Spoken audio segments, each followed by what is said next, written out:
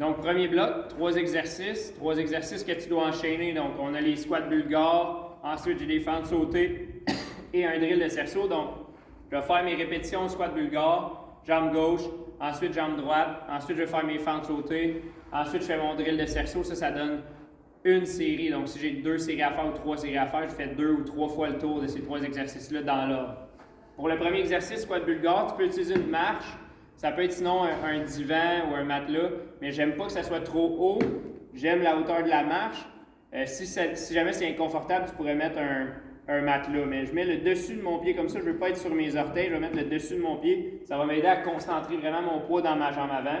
Donc quand je descends ici, je veux pas que mon pied soit trop avancé, fait que mon genou est au-dessus de ma cheville. Je veux plus être reculé. Mon genou va dépasser un petit peu mes orteils. Je ne vais jamais me reposer le genou dans le sol. Je le garde tout le temps. Si je vais toucher au sol à chaque répétition, mais je ne vais pas reposer mon poids dans mon genou à chaque répétition.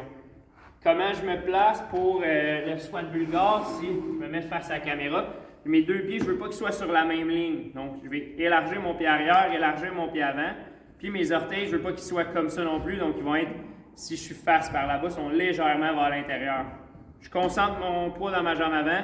Puis je vais juste descendre mon genou arrière en ligne droite vers le sol. Donc, si jamais tu descends et que ton talon de la jambe avant décolle du sol, c'est parce que tu restes trop droit.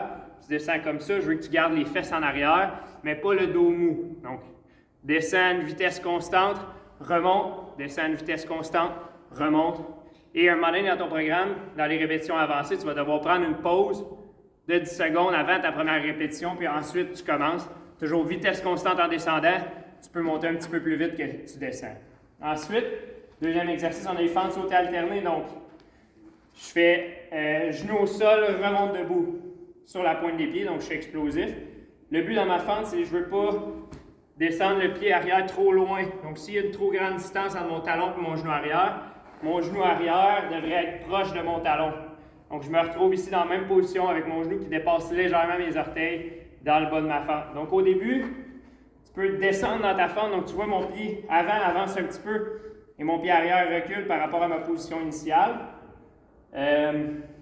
Donc je descends et je remonte. Au début, je peux descendre en contrôle pour me donner une chance de bien faire le mouvement. Mais une fois que tu deviens à l'aise avec le mouvement et que tu ne perds pas ton dos comme ça, là le but, ça serait de au sol, debout le plus vite possible. Au sol, debout le plus vite possible. Gauche, droite, j'alterne chaque jambe. Et le troisième exercice, c'est juste de sauter par-dessus le cerceau. Donc, saute, et là, je veux le faire le plus vite possible. Et je ne veux pas me limiter à la largeur du cerceau. Donc, je peux essayer de sauter plus loin et plus vite. À chaque saut, je dois toucher à l'intérieur, au sol ou à mon pied. J'aime bien toucher à mon pied. Comme ça me force à faire le mouvement comme il faut.